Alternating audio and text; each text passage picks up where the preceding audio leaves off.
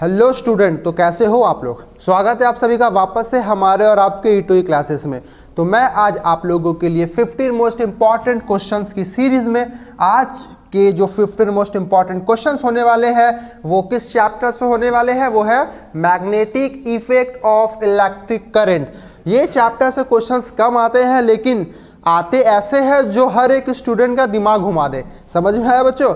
इसलिए हम लोग आज 15 इंपॉर्टेंट क्वेश्चंस देखेंगे इस चैप्टर से, और आप लोग को कोई इस चैप्टर से कोई भी आप लोगों को दिक्कत ना हो इसके लिए वीडियो को लास्ट तक देखिएगा। तो चलिए बच्चों, इसी के साथ आज का लेक्चर आज का वीडियो हम लोग स्टार्ट करते हैं।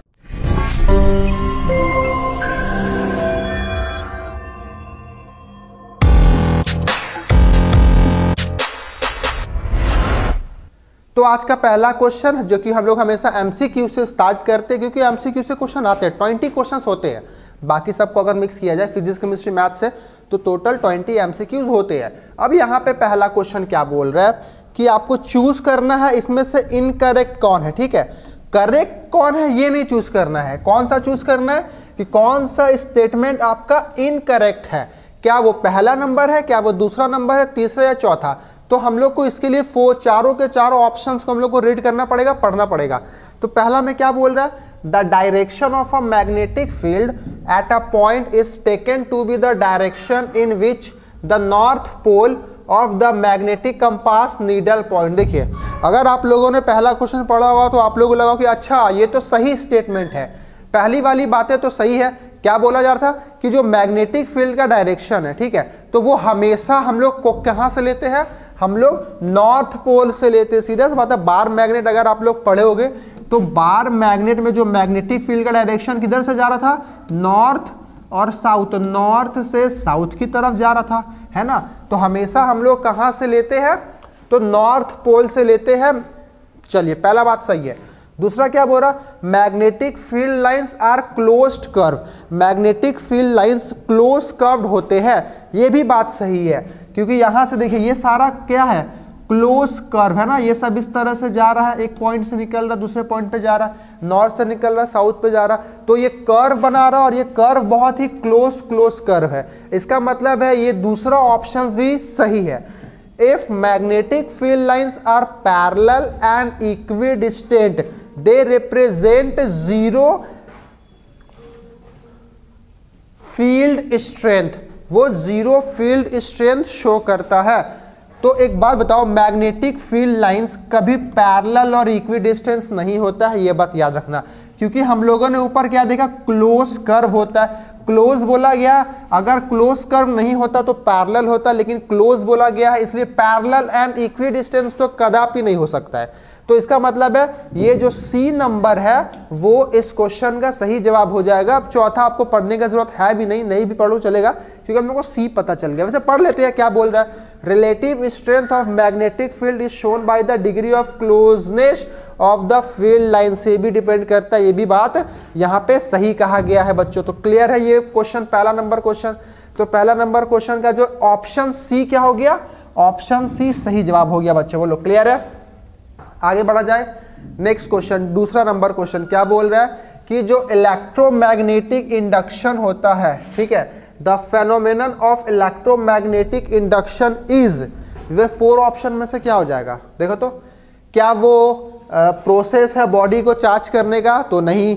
आप लोग को वैसे इतना तो पता ही होगा कि जो इलेक्ट्रोमैग्नेटिक इंडक्शन है उससे हम लोग करंट इंड्यूस करते हैं, ठीक है ना। हम लोग एक कॉइल और एक मैग्नेट के थ्रू या फिर 2 कॉइल के थ्रू करंट क्या किया जाता है, इंड्यूस किया जाता है। तो अब बताओ ये चारों ऑप्शन में से कौन सा ऑप्शन होगा, तो ये सी नंबर सही ऑप्शन होगा। क्या लिखा है, प्रोड्यूसिंग इंड्यूस करंट, जहां पे इंड्यूस करंट दिख रहा है वही ऑप्शन सही हो जाएगा। Induce current in coil due to relative motion between a magnet and the coil. जैसा कि मैंने बताया, इलेक्ट्रोमैग्नेटिक इंडक्शन हम लोग एक कॉइल लेते हैं और मैग्नेट के थ्रू उस कॉइल में करंट इंड्यूस करवाते हैं, या फिर 2 कॉइल की मदद से करंट इंड्यूस करवाया जाता है। तो उस प्रोसेस को ही बोलते हैं, उस फेनोमेनन को ही बोलते हैं इलेक्ट्रोमैग्नेटिक इंडक्शन। क्लियर है आप सभी को। चलिए अब देखते हैं हम लोग थर्ड नंबर क्वेश्चन क्या बोल रहा है, the strength of magnetic field inside a long current carrying straight solenoid is. एक क्या है, एक स्ट्रेट सोलेनॉइड है, ठीक है ना। ये क्या है, एक स्ट्रेट सोलेनॉइड है बच्चों। क्या बोल रहे हैं इसमें कि उसका जो स्ट्रेंथ होगा किसके अंदर, inside the long current carrying solenoid, इसके अंदर जो स्ट्रेंथ होगा वो क्या होगा बच्चों, बताओ। क्या and more at the end then the centre, क्या सेंटर से मोर होगा, मतलब सेंटर पे जितना होगा उसके एंड पे ज्यादा होगा, क्या ये होगा। मिनिमम होगा बीच में, या सेम होगा ऑल पॉइंट्स पे, या फिर इंक्रीज होगा, मतलब found to increase from one end to another, अगर एक से दूसरी तरफ जाएंगे तो वो इंक्रीज करेगा। देखिए 4 ऑप्शन में से आपको सोलेनॉइड के बारे में सबसे पहले समझना होगा कि सोलेनॉइड जब भी आप लोगों ने पढ़ा था तो आपके टीचर्स ने ज़रूर पढ़ाया होगा कि सोलेनॉइड के हर एक पॉइंट पे जो मैग्नेटिक स्ट्रेंथ होता है वो सेम होता है। तो सी नंबर सही जवाब हो गया। मतलब सोलेनॉइड में हर एक पॉइंट पे मैग्नेटिक इफेक्ट क्या होगा, सेम होगा। ऐसा नहीं है कि इस एंड पे ज़्यादा होगा, इस एंड पे कम होगा, या सेंटर पे कम होगा एंड पे ज़्यादा होगा, या मिडिल में कम होगा, ठीक है, या फिर एक एंड से दूसरे एंड तरफ इंक्रीज करेगा, ऐसा कुछ नहीं होगा। हर पॉइंट पे क्या होगा, सेम होगा बच्चों। बोलो क्लियर है बात। अब बढ़ते हम लोग नेक्स्ट क्वेश्चन की तरफ। क्या बोल रहा है, no force act on a current carrying conductor when it is placed. देखिए करंट कैरिंग कंडक्टर है, उसमें फोर्स एक्ट नहीं करेगा जब हम लोग उस ऑब्जेक्ट को कैसे रखेंगे, या फिर जब हम उस ऑब्जेक्ट को प्लेस कैसे करेंगे। क्या मैग्नेटिक फील्ड के परपेंडिकुलर प्लेस करेंगे, क्या मैग्नेटिक फील्ड के पैरेलल प्लेस करेंगे, क्या मैग्नेटिक फील्ड से दूर रखेंगे, या मैग्नेटिक फील्ड के अंदर रखेंगे। तो ये चारों ऑप्शन में से अगर आप लोगों को नहीं पता है तो मैं आप लोगों को बता देना चाहता हूं कि जब भी आप मैग्नेटिक फील्ड के पैरेलल कोई भी कंडक्टर को रखते हो तो उस कंडक्टर में फोर्स अप्लाई नहीं होता है, ये बात जान लो। आप लोग अगर मैग्नेटिक फील्ड के पैरेलली कोई कंडक्टर को रखते हो तो उस कंडक्टर पे कोई भी फोर्स नहीं लगेगा। इसका मतलब है इसका जो ऑप्शन नंबर बी सही जवाब हो जाएगा बच्चों। बोलो क्लियर है। अब हम लोग बढ़ते हैं नेक्स्ट क्वेश्चन की ओर, ठीक है। नेक्स्ट क्वेश्चन क्या बोल रहा है, draw magnetic field lines around a bar magnet. एक बार मैग्नेट हम लोगों ने ले लिया, ठीक है, यहां लेते बीचों बीच। ये बार मैग्नेट हम लोगों ने ले लिया, यहाँ पे नॉर्थ होता है, यहाँ पे साउथ होता है। अब मैग्नेटिक फील्ड लाइंस ड्रॉ करना है तो आपको पता होगा मैग्नेटिक फील्ड लाइंस नॉर्थ से साउथ की डायरेक्शन की तरफ जाता है मैग्नेटिक फील्ड लाइंस, ठीक है, नॉर्थ से साउथ की तरफ। आउटसाइड द मैग्नेट कैसे जाता है, नॉर्थ से साउथ। लेकिन इनसाइड द मैग्नेट क्या होगा बच्चों, इनसाइड द मैग्नेट। तो ये देखो मैं आप लोगों को सबसे मस्त चीज सिखाता हूं। देखिए ये घूम के आया, ये अंदर चला गया, मतलब आउटसाइड नॉर्थ टू साउथ जाएगा, है ना। आउटसाइड इसका डायरेक्शन क्या होगा, नॉर्थ टू साउथ।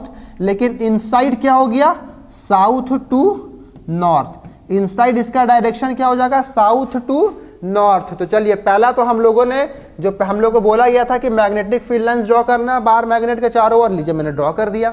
अब क्या बोला है, name the device which is used to draw magnetic field lines. अब ये मैग्नेटिक फील्ड लाइंस ड्रॉ हुआ, अब उसमें जो डिवाइस यूज हुआ उस डिवाइस का क्या नाम हो सकता है। तो आप लोगों ने पढ़ा होगा, हम लोग एक डिवाइस के थ्रू ये पता किए थे, उस डिवाइस का नाम था कॉम्पास नीडल, है ना। वो डिवाइस का क्या नाम था, कॉम्पास नीडल। तो चलिए इस क्वेश्चन को भी हम लोगों ने फटाक से सॉल्व कर लिया। अब हम लोग बढ़ते हैं अपने नेक्स्ट क्वेश्चन की ओर। क्या बोल रहा है, a beam of alpha particles inter a chamber moving along the magnetic field when what is the magnetic force experience on the beam. एक बात बताओ, ये क्वेश्चन इजी बहुत है, वन लीनियर क्वेश्चन है ये, लेकिन अगर इस क्वेश्चन को किन्हीं ने नहीं समझा तो वो इसको गलती करके आएंगे या फिर इसको नहीं लिख करके आएंगे। यहाँ पे क्या बोला, moving along a magnetic field. Magnetic field के अलोंग वो मूव कर रहा है, पैरेलल मूव कर रहा है मैग्नेटिक फील्ड से। और अभी मैंने आप लोगों को बताया कि अगर कोई भी कंडक्टर मैग्नेटिक फील्ड से, मतलब अगर कोई भी कंडक्टर मैग्नेटिक फील्ड के पैरेलल है तो वो क्या करता है, उस पर कोई भी फोर्स एक्सपीरियंस नहीं होता है, फोर्स जीरो हो जाता है। तो यहाँ देखो एक अल्फा पार्टिकल्स क्या है, मैग्नेटिक फील्ड क्या लॉन्ग है ना, इसका मतलब है जो इस पे मैग्नेटिक फोर्स लगेगा वो क्या लगेगा, जीरो। वो क्या लगेगा, जीरो लगेगा, क्योंकि वो पैरेलल है मैग्नेटिक फील्ड लाइंस। अगर वो पैरेलल नहीं होता तो बात यहाँ पे कुछ और होती, लेकिन पैरेलल है इसलिए जीरो हो गया। बच्चे बोलो क्लियर है।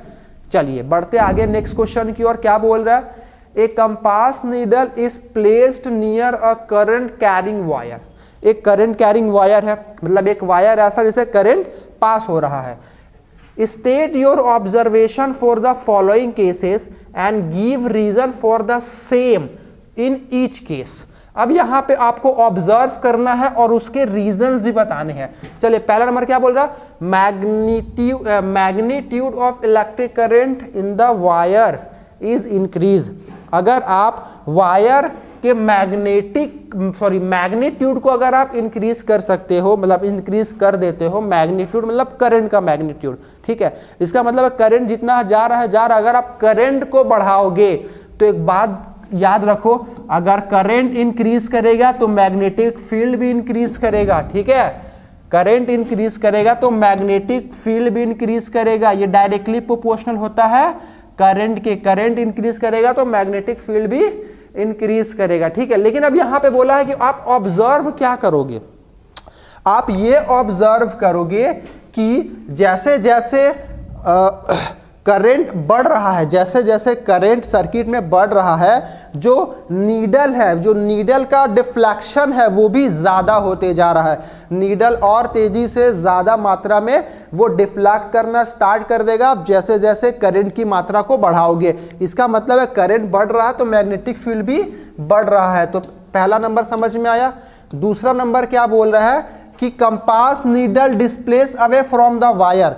वायर से जो कंपास नीडल है वो दूर चला गया। अब ऐसा क्यों हुआ, तो सीधा सा बात है, आप लोगों को पता होना चाहिए कि जो मैग्नेटिक फील्ड लाइंस होता है ना, वो इन्वर्सली होता है डिस्टेंस का, है ना, वो इन्वर्सली किसका होता है, डिस्टेंस का। मतलब अगर आप डिस्टेंस बढ़ाओगे तो मैग्नेटिक फील्ड घटेगा, मैग्नेटिक इफेक्ट घटेगा। अगर आप जितना डिस्टेंस ज़्यादा करोगे उतना घटेगा, और जितना डिस्टेंस कम करोगे मैग्नेटिक फील्ड उतना बढ़ेगा। जैसा हम एक एग्जांपल से समझाते हैं आपको।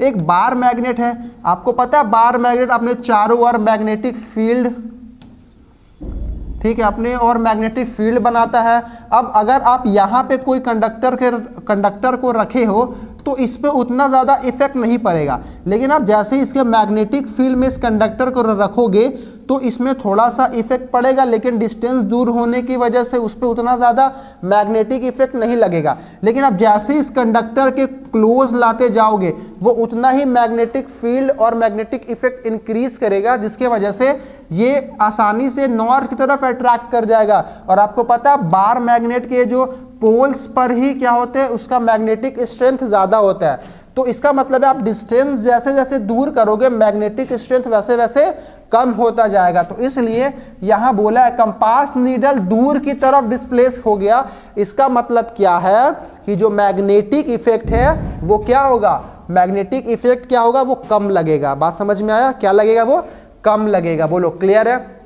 ये दोनों क्वेश्चन क्लियर है आप लोगों को। चलिए अब बढ़ते हैं नेक्स्ट क्वेश्चन की ओर। क्या बोल रहा है, the magnetic field associate with a current carrying straight conductor is in anti clockwise direction. If the conductor was held along the east west direction, what will be the direction of current through it? Name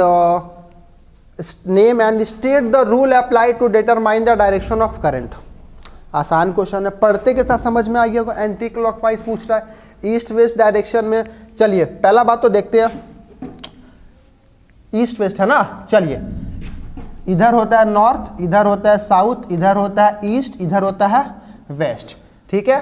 एक conductor को east west direction में रखा हुआ है। देखो समझिएगा ध्यान से, ईस्ट वेस्ट मतलब इस तरह से कंडक्टर को रखा गया है, ठीक है बच्चों, इस तरह से कंडक्टर को रखा गया है। और क्या बोल रहा है कि जो मैग्नेटिक फील्ड है वो एंटी क्लॉक वाइज डायरेक्शन में। तो देखो ये स्ट्रेट करंट कैरिंग कंडक्टर हो गया।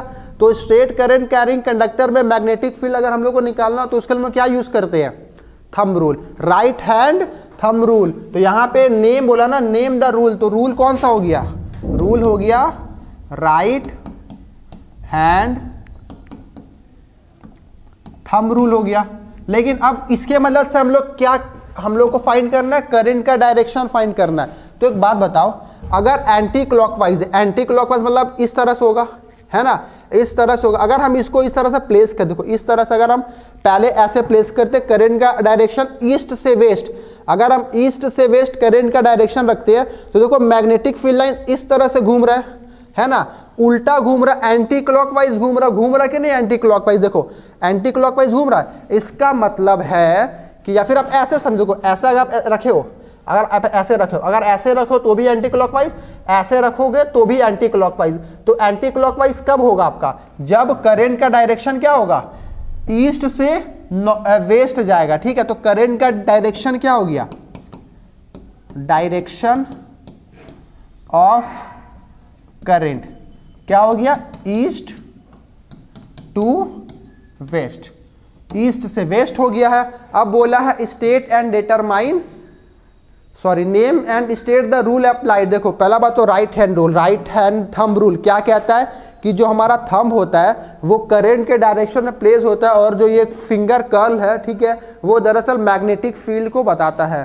तो यही हम लोग कहते हैं। अगर आपको इसका लैंग्वेज चाहिए तो देखिए आप लैंग्वेज पढ़ सकते हैं, यहाँ पे मैंने लैंग्वेज लिख दिया है। राइट हैंड थंब रूल क्या बोलता है? If we hold current carrying conductor in our right hand in such a way that the stretched thumb is along the direction of current, ये थंब जो होगा वो करंट के डायरेक्शन में होगा, और जो कर्ल फिंगर होंगे वो रिप्रेजेंट करेंगे डायरेक्शन ऑफ मैग्नेटिक फील्ड। तो वही यहाँ पे हम लोगों ने कंसेप्ट लगा, यहाँ पे एक कंडक्टर रखा हुआ इस तरह से, ठीक है। अब इस कंडक्टर में अगर करंट इस तरह से फ्लो करेगा तभी ना मैग्नेटिक फील्ड एंटी क्लॉकवाइज होगा, अगर इस तरफ से करेगा तो फिर ये क्लॉकवाइज हो जाएगा बच्चों, ठीक है ना। यहाँ पे बोला था कि एंटी क्लॉकवाइज डायरेक्शन फाइंड करना है, इसलिए इसका जो करंट का डायरेक्शन हो गया वो क्या हो गया? ईस्ट से वेस्ट हो गया। बोलो क्लियर है बात?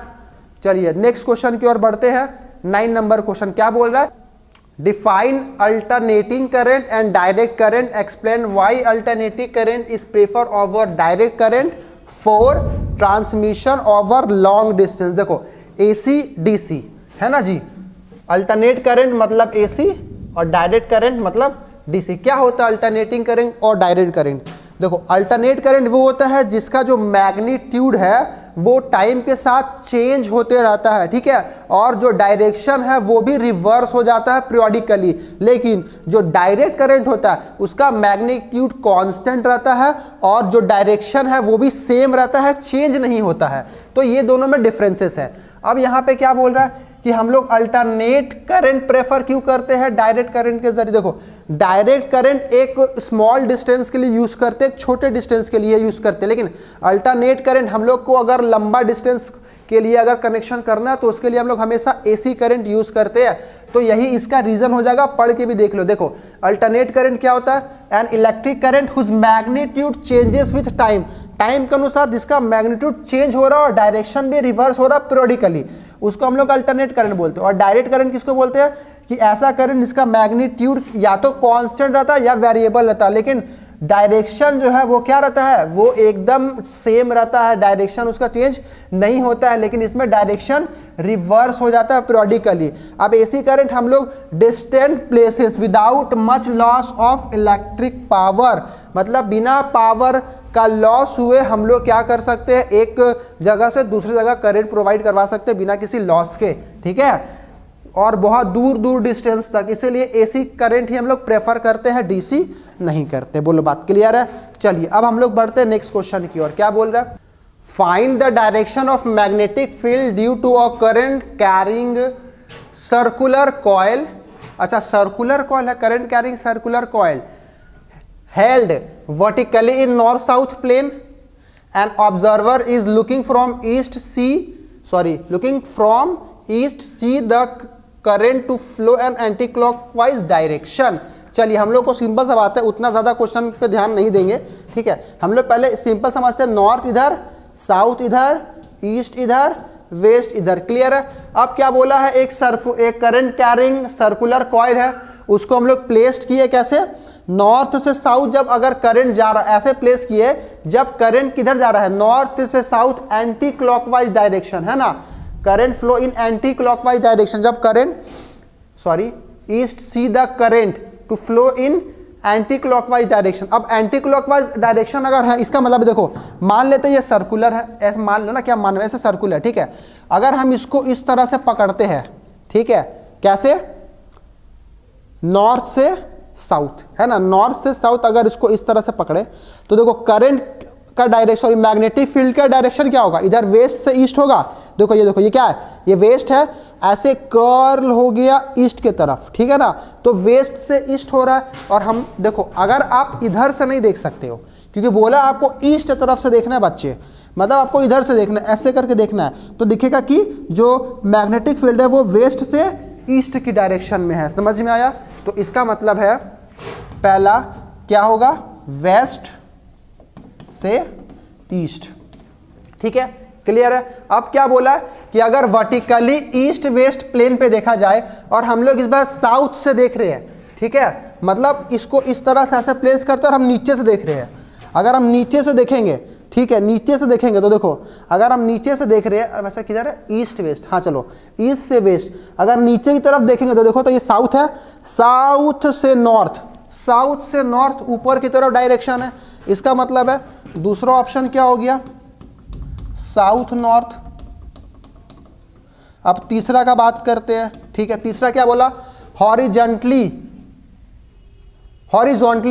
And an observer looking at it from below see current to flow in clockwise direction.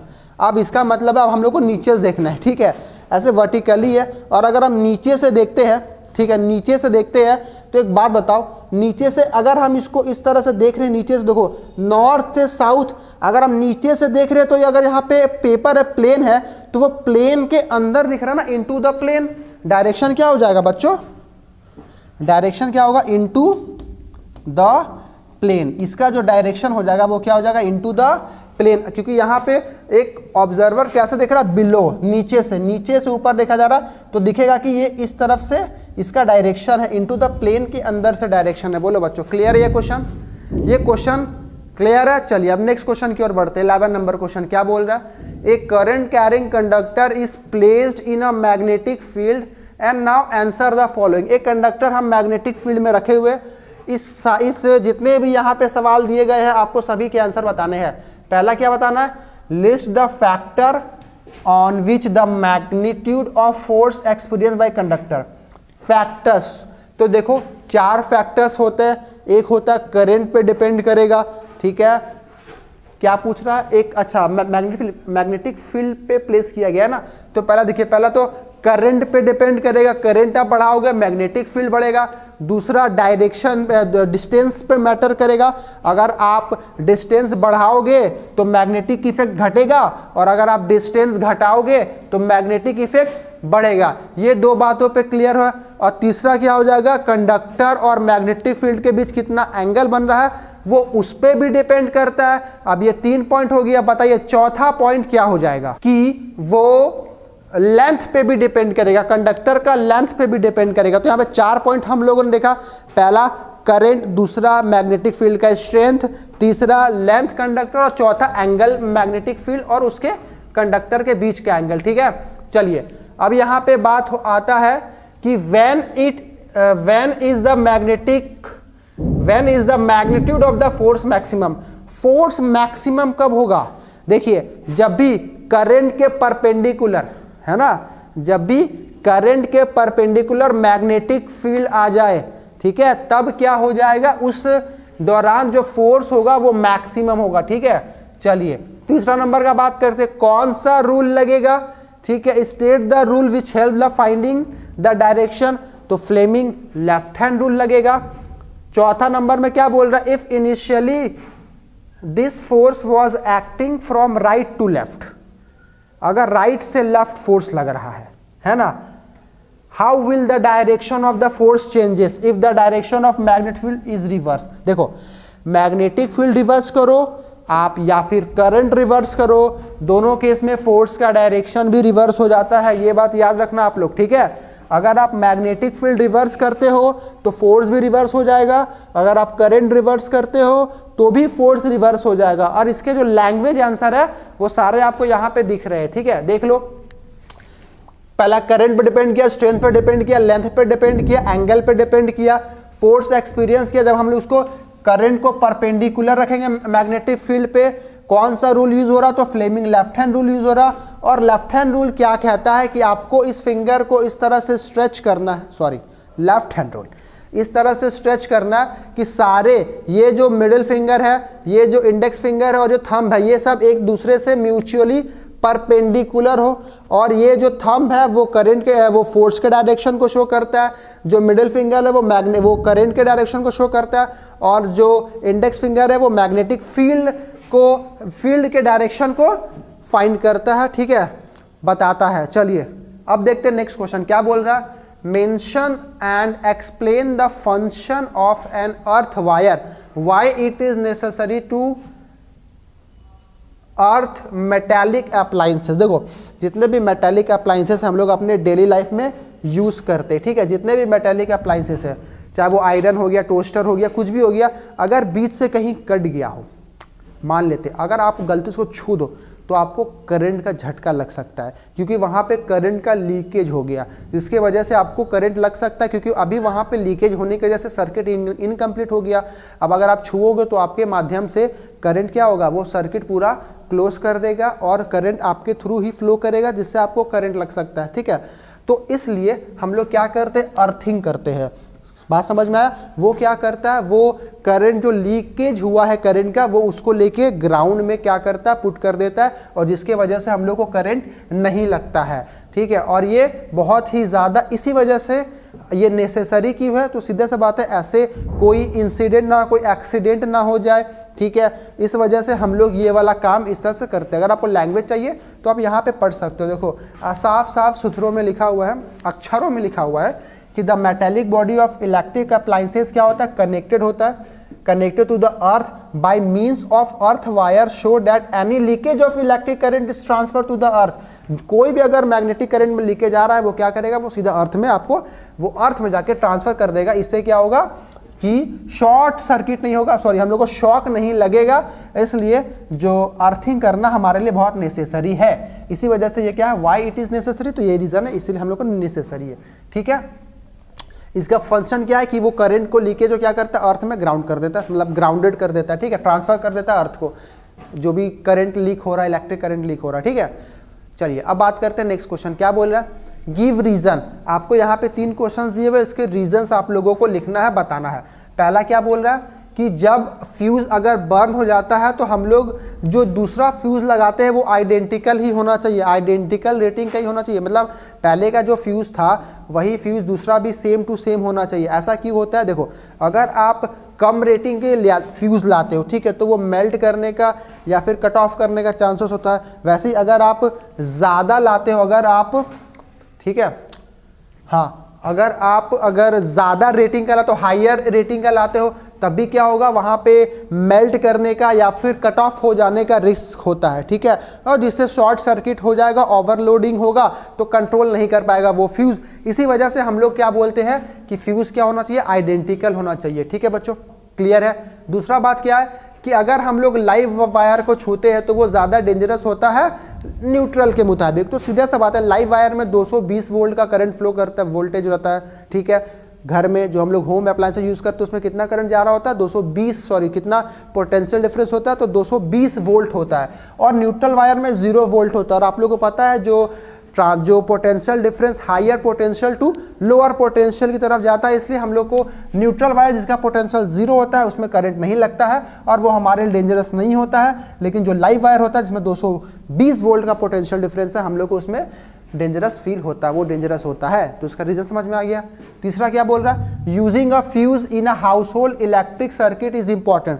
देखो फ्यूज इंपॉर्टेंट है क्योंकि वो हमारे, पहला बात तो अगर ओवरलोडिंग, शॉर्ट सर्किटिंग अगर ओवरलोडिंग हो रहा है तो उससे हम लोग को ये बचाता है, उस अप्लायंसेस को बचाता है। कौन बचाता है, फ्यूज बचाता है उस अप्लायंसेस को खराब होने से, ठीक है। हम लोग को क्या बचाता है, फ्यूज़ बचाता है, ठीक है ना। तो फ्यूज़ का बहुत ही बड़ा रोल है, इसलिए इसको सेफ्टी डिवाइस भी बोला जाता है कि ये सारे डिवाइस को क्या करता है, सेफ रखता है। खुद उड़ जाएगा, सबको सेफ रखेगा। वाह जी, बढ़िया बात है। चलिए, और इसके आंसर देख लो, यहाँ पे पढ़ लो, पॉज करके वीडियो को आप पढ़ सकते हो, ठीक है। चलिए, अब हम लोग बात करते हैं नेक्स्ट क्वेश्चन पे। क्या बोल रहा है, a coil of insulated copper wire is connected to the galvanometer. पहला बात तो एक कॉइल है, पहले हम लोग यहाँ पे बना लेते हैं, है ना। चलिए, ये कॉइल हो गया, इस पे वायर, इंसुलेटेड वायर इस तरह से व्रैप्ड है, ठीक है। और इसको हम लोग कनेक्ट कर दिए हैं किससे, गैल्वेनोमीटर से, ठीक है।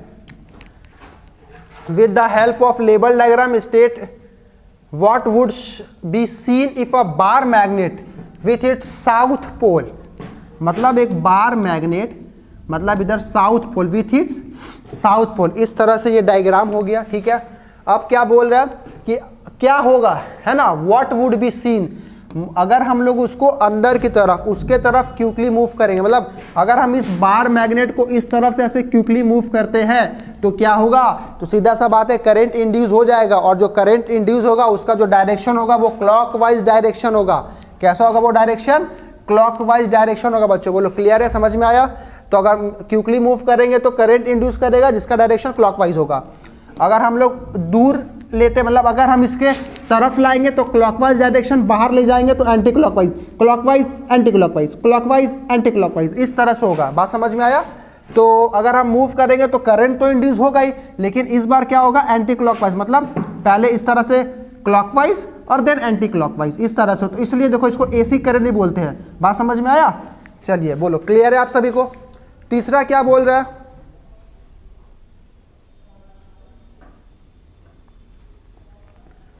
तीसरा क्या बोल रहा है कि placed near it's one face. अगर हम इसको एक फेस के तरफ प्लेस कर देते हैं तो कुछ हरकत नहीं होगा, कुछ तो होगा ही नहीं, कुछ नहीं होगा, कुछ नहीं होगा, ठीक है बच्चों। चलिए, बी नंबर क्या बोला, name the phenomenon involve in the above case. Phenomenon, phenomenon क्या होगा, तो इलेक्ट्रोमैग्नेटिक इंडक्शन, इसको क्या बोलते हैं, इलेक्ट्रोमैग्नेटिक इंडक्शन। यहाँ पे चलिए, इसको क्या बोलते हैं, इलेक्ट्रोमैग्नेटिक इंडक्शन। बोलो बच्चों, क्लियर है, ये सारे पॉइंट्स क्लियर है। मूवली करेंगे तो क्या होगा, करंट इंड्यूस होगा, यहाँ पे लिख देते हैं, करंट इंड्यूस होगा, ठीक है। कैसा डायरेक्शन में, क्लॉकवाइज डायरेक्शन। चलिए, इसमें भी होगा लेकिन anti clockwise direction, anti clockwise direction, और नीचे में इलेक्ट्रोमैग्नेटिक इंडक्शन। अच्छा, प्लेस रखेंगे तो यहाँ पे कुछ नहीं होगा, नो, नॉट एनीथिंग हैपन।